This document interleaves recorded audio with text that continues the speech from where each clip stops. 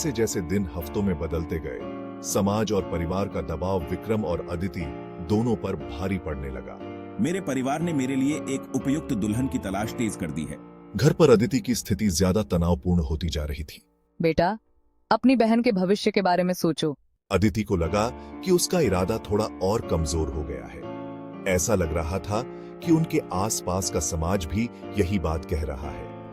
Office में उनके सहकर्मी अक्सर शादियों और घर बसाने के बारे में चर्चा करते थे।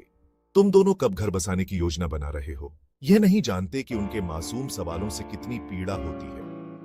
कभी कभी टिप्पणी करते थे कि वे एक दूसरे के लिए कितने परफेक्ट हैं और उन्हें इसे ऑफिशियल कर देना चाहिए। अकेले में शांत पलों में हम अपनी स्थिति के बारे में चर्चा करते थे। फिर भी हमारे दिल अलग होने के ख्याल के खिलाफ बगावत कर रहे थे।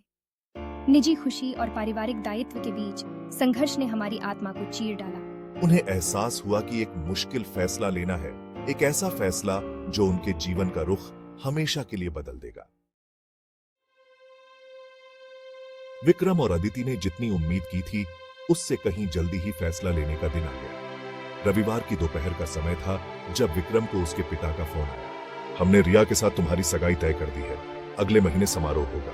विक्रम को लगा जैसे उसके पैरों तले जमीन खिसक गई हो। बेटा, यह रिश्ता हमारे पारिवारिक व्यवसाय को बचाएगा। हम तुम पर भरोसा कर रहे हैं। उसी समय शहर के दूसरी तरफ अदिति अपने पिता के अस्पताल के बिस्तर के पास बैठी थी। डॉक्टरों ने अभी अभी एक बुरी खबर सुनाई थी।